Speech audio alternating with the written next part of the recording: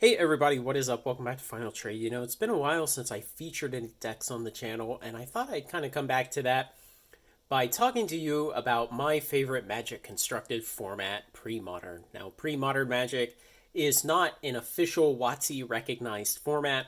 It's an informal community guided format.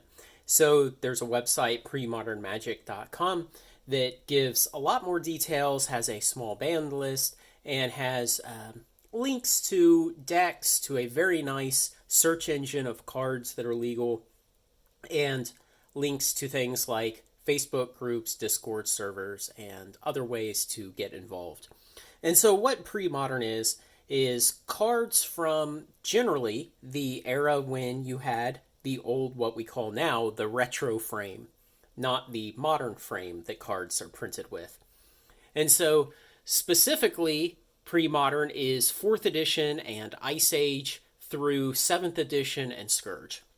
So it does not include Alpha, Beta, Unlimited Revised. It does not include the Four Horsemen sets, Arabian Nights, Antiquities, Legends, and the Dark. Though it does include Chronicles. So if there's a Four Horsemen card that's reprinted in Chronicles, then it's legal. And it does not include Fallen Empires. So starting with Ice Age, you get homelands and alliances, and then you get into the Mirage block, the Tempest block, the Mercadian block, and onwards until Scourge around 2003 when WotC transitioned to the modern card frame. And so you play with modern rules, though, and that'll come up again in a minute. But, the fun thing about this format is it's a smaller pool of cards. It's a non-rotating format, so if you have to take a break from it, go away and do other things for several months or years, when you come back, your decks will still be legal and relevant. And there's a shallower power curve to it because you didn't have an additional 20 years of power creep in the game when the cards are cut off at 2003. On top of the shallower power curve, there are fewer keywords. There are no things to keep track of like day and night and the monarch and stickers and all of these other things that have just crept into the game over the decades by necessity that WotC needs to keep selling you new stuff. So I'm just going to talk briefly about a couple of my decks that I have out here and then how you can kind of expand it even more. This is a Turbo Stompy, I call it. It's a takeoff of Senior Stompy, but it's designed to accelerate even faster and basically draw up your whole library by about turn 4 or 5, play it all, and kill your opponent. A good old classic blue-white Chronotog Stasis, because sometimes the only way to win is to not play. A bit more traditional mono blue Stasis. Stasis would actually have a resurgence late in the pre-modern period, and it was on the back of a bunch of these cards that you could cast by returning islands to your hand. So what better thing to do with islands you've returned to your hand than put them back out untapped and tap them to pay the upkeep on Stasis. So Stasis actually became very powerful again. A classic white weenie with the broken Mother of Runes and 12 anthems, and every other creature has first strike, and then various utility cards, scroll rack, land tax, disenchant, swords to plowshares. This is something that has a lot of opportunity in the pre-modern format. This is a takeoff of Sly, which was a fast red aggro deck of the Tempest era. It was really coming of age in the Tempest era due to cards like Jackal Pup and Mog Fanatic and Mog Flunkies and Fire Slinger. Lots of great Sly staples. But, in its own time, Type 2, which is what we would call standard today, it was the rotating format of the most recent sets. Type 2 no longer had Lightning Bolt during the Tempest era because Lightning Bolt was not reprinted in 5th edition and 4th edition had aged out of Type 2. So now when you come back to this with pre-modern Magic, you can get cards like Lightning Bolt and Fire Blast and you can put them back in Sly and really make a more powerful version of what you would remember as your Tempest era Type 2 Sly deck. And the same thing with this. This is Counter Phoenix. a deck I love for when you absolutely want to grind out a 40 turn win against a absolutely frustrated opponent, but it has a lot of other great pre-modern legal cards in it that would not have been legal in that time period when this was type 2 legal. And Frantic Storm, of course, the storm keyword, the most balanced thing ever. How the hell did it get out of R&D? Yes, Frantic Storm allows you to force your opponent to mill a mere 300 or so cards off of their library around turn 4 or 5. And this is another good example of a period correct type 2 deck that is then modified with some more pre-modern cards. This is Counter Revel, which would eventually be nuked out of existence in type 2 when Lyn Civi was banned because she was just too powerful at pulling other creatures out of your deck every turn. And so you come back now to pre-modern and you can add cards like Mana Leak into it, a absolute staple counterspell card of the pre-modern format.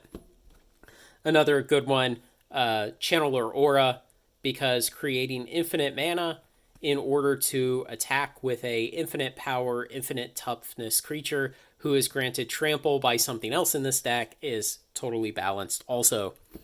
And the last one I'll quickly show. This is Ponza. It is a red-green semi-land destruction deck that kind of works. It plays very slow. Basically, it's all sorceries and creatures and mana stones. The sorceries power up this guy, and so you use the land destruction and a whole lot of creature destruction to keep the board semi-clear for your Magnivore to go romping around killing your opponent. And so the point with all of this is you can leverage existing resources like old type 2 decks that were popular. If you see one that you really like, you can use that as a starting point for brewing up a deck in pre-modern.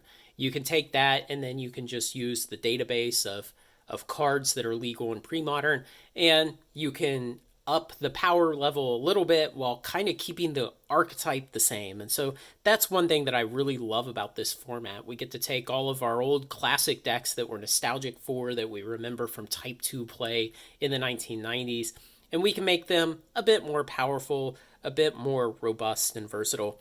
The other interesting thing you can do in a pre-modern atmosphere is if you have a deck that's not strictly pre-modern legal, but your friends are open to it, if it's, kitchen table pre-modern, we might say, you can bring out something that really can't exist in any other format in Magic. And, one of them, who's going to recognize this?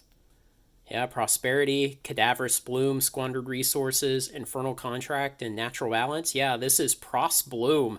This was a Mirage era powerhouse type 2 deck. Basically, you draw your library, you trade all your life to help you draw your library, you discard your cards to make a lot of black mana, and then you drain life your opponent to win. And now, the problem with this deck today is that it simply doesn't work anymore because it relies on going down to 0 life and then casting a bunch more spells and eventually finishing the combo off on one turn and winning. But of course, the rules of Magic would be changed sometime, I think, 6th or 7th edition, so that you essentially check all the time to see if you're at 0 or less life, and the game ends immediately. Well, before that, when this deck was legal in the Mirage era, you would only check to see if you were at 0 or less life at the end of every phase. And so you could sit there at 0 life all through the phase, keep casting spells, and eventually drain life your opponent and win. And so, pre-modern gives you a nice casual atmosphere if you're amongst friends who are interested in experiencing something like Pros Bloom, that you can explain it to them and then just say, hey, let's play with that variation of the rules. And within the rest of this environment, it works out pretty well. It's well balanced and it's not going to get absolutely crushed, and it is not going to necessarily absolutely crush everything else. So it's about the closest place you could play something like Pros Bloom. So, I love this format because I'm nostalgic for the cards, I'm nostalgic for the decks, and one of the nice things is a lot of these decks are still reasonably priced to put together. Most of them are under $100.